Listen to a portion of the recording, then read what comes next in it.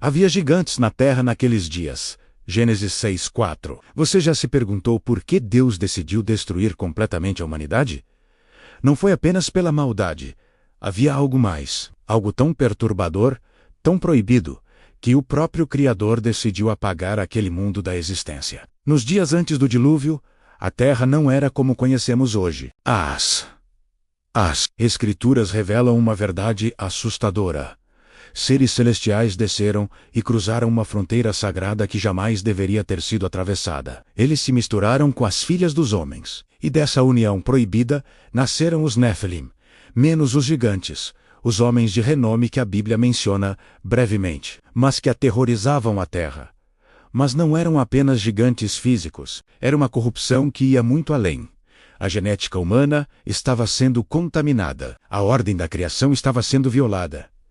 E a violência dominava cada pensamento do coração humano. O livro de Enoque, texto apócrifo respeitado nos tempos antigos, descreve como esses anjos caídos, os vigilantes, ensinaram à humanidade segredos proibidos, feitiçaria, astrologia, fabricação de armas, cosméticos de sedução e aborto. Deus olhou para aquele mundo e viu que toda a imaginação dos pensamentos do coração humano era só má, continuamente. Gênesis 6:5. A terra estava corrompida, irreversivelmente manchada, e havia apenas uma solução: recomeçar. Mas por quê? O que realmente aconteceu naqueles dias que exigiu uma resposta tão drástica? O que eram esses Nephilim? Por que os anjos se rebelaram dessa forma? E mais importante, o que isso tem a ver com você hoje? A resposta está escondida nas entrelinhas da narrativa bíblica, esperando para ser descoberta. Você está pronto para descobrir o que a humanidade fez para provocar o julgamento mais devastador da história? Comente abaixo. Quero saber a verdade. Dê like. Se essa história te deixou intrigado, inscreva-se para descobrir o que Deus apagou do mundo antigo. No próximo capítulo, o pergaminho será aberto. O contexto histórico que a igreja não ensina será revelado. Prepare-se. Os filhos de Deus viram que as filhas dos homens eram belas. Gênesis 6:2. Agora que você foi fisgado pelo mistério, é hora de abrir os pergaminhos antigos e entender o que realmente está escrito. Em Gênesis 6:1-4, encontramos uma das passagens mais enigmáticas de toda a Bíblia. O texto hebraico é direto, mas perturbador. Ben Elohim, literalmente, filhos de Deus, desceram e tomaram para si mulheres humanas. Quem procuram esses filhos de Deus? No Antigo Testamento, essa expressão aparece em Jó 1:6 e 2:1, referindo-se claramente a seres angelicais que se apresentam diante do trono divino. Mas houve uma rebelião. Um grupo desses seres celestiais, liderados por Azazale e Sem-Jaza, segundo o livro de Enoque, abandonou sua posição celestial e materializou-se na terra. Eles não apenas se relacionaram com mulheres humanas, eles corromperam a ordem da criação. Os Nephilim nasceram dessas uniões. Seres híbridos, poderosos, violentos e que dominavam pela força. O historiador judeu Flávio Joséfo, no século I, confirmou essa tradição. Os gigantes eram reais, opressores, e suas ações encheram a terra de sangue. As culturas ao redor do mundo preservam memórias desses gigantes. Os titãs gregos, os giborim hebreus, os Rephirim de Canaã, não são mitos isolados. São ecos de uma realidade histórica, mas a corrupção ia além do físico. Enoque 7-8 descreve como esses vigilantes ensinaram conhecimentos proibidos. Metalurgia para armas de guerra, encantamentos, manipulação dos astros e práticas de sedução e morte. A humanidade aprendeu a pecar de formas que Deus nunca havia pretendido. O mundo tornou-se um lugar de violência desenfreada. Hamas, em hebraico, que significa violência, crueldade e injustiça total. Deus observou e declarou: não contenderá o meu espírito para sempre com o homem. Gênesis 6:3. O limite havia sido cruzado. A contaminação era irreversível. O dilúvio não foi apenas um julgamento, foi uma purificação necessária. Comente agora, entendo, compartilhe com quem precisa conhecer essa verdade. Ative o sino para não perder a revelação do segredo oculto. No próximo capítulo 3, o véu será removido. Qual era o verdadeiro plano por trás dessa rebelião? A resposta vai abalar suas convicções. Porque, se Deus não poupou os anjos que pecaram, 2 Pedro 2, 4 agora chegamos ao coração do mistério. Por que anjos celestiais abandonariam a glória do céu para se corromperem na terra? A resposta é perturbadora. Era uma estratégia deliberada para contaminar a linhagem humana e impedir a vinda do Messias. Pense bem.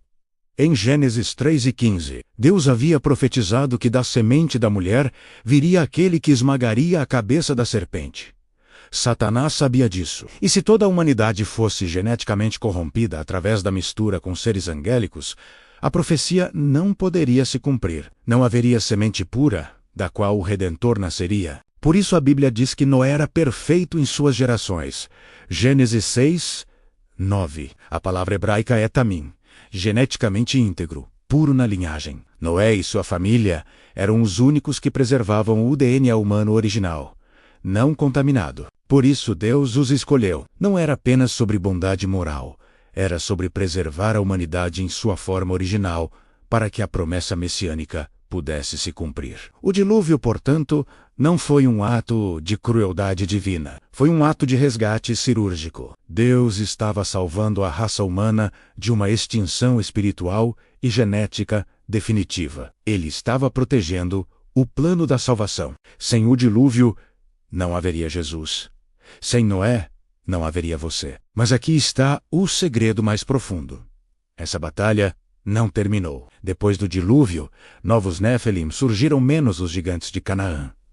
Golias os Refame. Como alguns estudiosos sugerem que a corrupção genética continuou através de uma das esposas dos filhos de Noé, ou que novos anjos caídos tentaram repetir a estratégia. A batalha pela pureza da linhagem messiânica continuou até o nascimento de Jesus em Belém. Essa é a guerra invisível por trás da história visível, e ela ainda ecoa hoje. Você acabou de descobrir o maior segredo do Antigo Testamento. Comente. Isso muda tudo. Salve este vídeo para revisar essa revelação. Marque alguém que precisa entender essa profundidade. No próximo capítulo, você vai ouvir a voz dos antigos sábios hebreus. O que eles sabiam sobre isso, que foi esquecido? Prepare seu coração. Há muito tempo essas coisas foram escritas para nossa instrução. Romanos 15:4. Os rabinos antigos não tinham dúvidas. Os filhos de Deus eram seres angelicais rebeldes. No Targum Pseudo-Jonatas, uma paráfrase aramaica respeitada, os tradutores identificam claramente esses seres como filhos dos juízes, anjos que abandonaram sua posição de autoridade celestial. O Talmud babilônico menciona Asa e Azael, nomes dos líderes dessa rebelião. Na tradição judaica, o livro de Enoque era considerado escritura sagrada até os primeiros séculos. Judas 14:15 cita Enoque diretamente no Novo Testamento, validando seu testemunho. Os manuscritos do Mar Morto, descobertos em Qumran, continham múltiplas cópias de Enoque, prova de que a comunidade essênia considerava esse livro fundamental para entender a guerra espiritual. Os sábios ensinavam que existem 3 céus: o atmosférico, o estelar e o trono de Deus. Os anjos caídos vieram do segundo céu e ficaram presos em uma dimensão chamada Tartaros. 2 Pedro 2, 4-1 abismo de trevas onde aguardam o julgamento final. Essa não era apenas teologia abstrata, era a compreensão hebraica da realidade espiritual. A festa de Shavuot Pentecostes tem uma camada oculta, além de celebrar a entrega da Torá. Relembra o momento em que Deus estabeleceu sua aliança com Noé após o dilúvio. É uma renovação cósmica, um novo começo para a humanidade purificada. Os hebreus entendiam que o dilúvio não foi apenas água, menos foi um batismo planetário, uma imersão que separou o mundo velho corrompido do mundo novo, redimido. Mais profundo ainda, a Arca de Noé, em hebraico Tevá, é a mesma palavra usada para o cesto que salvou Moisés das águas. Ambos são símbolos de salvação através do julgamento pela água. Isso aponta para o batismo cristão, menos morrer para o velho homem e ressuscitar em nova vida. A conexão é perfeita. Noé, Moisés, Jesus salvação através das águas. Os antigos sabiam. A história do dilúvio não é sobre destruição. É sobre preservação divina em meio ao caos absoluto. A sabedoria dos sábios hebreus estava certa o tempo todo. Comente. A tradição preservou a verdade. Dê 2 likes se isso conectou pontos que você nunca havia visto. Compartilhe essa sabedoria ancestral no próximo capítulo. A ponte é construída. Como essa história antiga ilumina sua vida hoje. A aplicação prática vai surpreender você. Tudo isso lhes aconteceu como exemplo e foi escrito para nos advertir. Em Coríntios 10:11 você pode estar pensando: isso é fascinante, mas o que tem a ver comigo em pleno século XXI? A resposta é: tudo. Vivemos em uma era que espelha assustadoramente os dias de Noé. Jesus mesmo alertou: como foi nos dias de Noé, assim será na vinda do Filho do Homem. Mateus 2:4 e 37. Observe o mundo ao seu redor.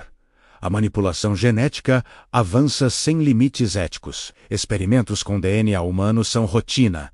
A fusão entre tecnologia e biologia cria transhumanismo. Estamos novamente cruzando fronteiras que não deveriam ser cruzadas. Mas a lição mais profunda está em outro lugar. Você precisa construir sua própria arca. Noé passou 120 anos construindo um refúgio, enquanto o mundo zombava dele. Hoje sua arca não é de madeira, menos é espiritual. É sua vida de oração, seu relacionamento com Deus, sua família protegida, seus valores preservados em meio ao caos moral, enquanto o mundo ao redor se corrompe com violência, materialismo e rebeldia espiritual. Você está construindo algo que resistirá ao julgamento. A corrupção dos dias de Noé não começou de uma hora para outra. Foi gradual. Primeiro, os limites foram questionados. Depois, ignorados. Finalmente, destruídos. Hoje vemos o mesmo padrão. Verdades absolutas são relativizadas. O sagrado é profanado. O certo e o errado se confundem. A cultura celebra o que Deus condena. Mas aqui está a esperança. Assim como Deus preservou Noé, Ele preservará você. Você não está sozinho. Assim como havia uma família justa em meio à corrupção global, hoje existem remanescentes fiéis espalhados pelo mundo. Sua missão é permanecer íntegro. Tamim, puro em sua geração. E lembre-se, o dilúvio não foi o fim. Foi um novo começo. Deus não está interessado apenas em julgar o mal. Ele está comprometido em preservar o bem e recomeçar com os fiéis. Sua vida pode parecer um dilúvio agora, mas Deus está preparando um novo começo para você. A promessa do Ayar-se, o Iris, AIND, a Baile Deus, é fiel às suas alianças. Comente. Estou construindo minha arca. Marque 3 pessoas que precisam ouvir essa mensagem de esperança. Inscreva-se e ative tudo para não perder nenhuma revelação no capítulo final. O véu se abre completamente. Qual é o próximo mistério que Deus quer revelar a você? O convite está sendo feito. As coisas encobertas pertencem ao Senhor, mas as reveladas pertencem a nós. Deuteronômio 2:9 e 29. Você chegou até aqui, atravessou o portal de um dos segredos mais profundos das Escrituras. Agora você sabe o que Deus apagou do mundo antigo. E por quê? Mas toda resposta verdadeira abre portas para mistérios ainda maiores. Porque, se os anjos caídos corromperam a humanidade antes do dilúvio, o que aconteceu depois? Por que Deus ordenou a Israel exterminar completamente os povos de Canaã, homens, mulheres e crianças? Seria apenas crueldade? Ou havia Nefilim entre eles? Por que Golias e seus irmãos tinham 6 dedos em cada mão? Por que Deuteronômio fala de camas de ferro gigantescas? E tem mais, se essa guerra espiritual era tão real no Antigo Testamento, ela continua hoje. Os principados e potestades que Paulo menciona em Efésios 6 são os mesmos anjos rebeldes? Existem hierarquias demoníacas governando nações? O que são os espíritos territoriais? Cada mistério revelado é uma chave que abre cofres ainda mais profundos. Mas aqui está a verdade que você precisa entender. Deus não revela mistérios para satisfazer curiosidade. Ele revela para transformar vidas. Você não foi chamado para apenas acumular conhecimento. Você foi chamado para aplicar verdade, para viver em santidade, para construir sua arca enquanto há tempo. A história de Noé é também a sua história. O dilúvio que ele enfrentou é o mesmo que você enfrenta menos. Só que o seu não é de água, mas de confusão, tentação e apostasia. E assim como Noé encontrou graça aos olhos de Deus, você também pode. Então, qual será o próximo mistério? Talvez seja sobre os gigantes de Canaã, ou sobre o verdadeiro significado da Torre de Babel, ou sobre o que aconteceu nos 400 anos de silêncio entre o Antigo e o Novo Testamento. Ou quem sabe sobre as profecias ainda não cumpridas, que nos mostram para onde o mundo está caminhando. A escolha é sua. Você quer permanecer na superfície ou está pronto para mergulhar mais fundo nas águas da revelação? Porque uma coisa é certa: quanto mais você busca, mais Deus revela. E quanto mais Ele revela, mais você se transforma. O pergaminho está aberto. A jornada está apenas começando. Você está pronto para o próximo nível de revelação? Comente. Quero mais mistérios. Compartilhe esta série com todos que buscam verdade profunda. Ative o sino e prepare-se. O próximo mistério será ainda mais revelador. Inscreva-se agora, porque você foi escolhido para conhecer o que poucos conhecem. Nos vemos no próximo mistério. Que Deus ilumine seu caminho enquanto você constrói sua arca.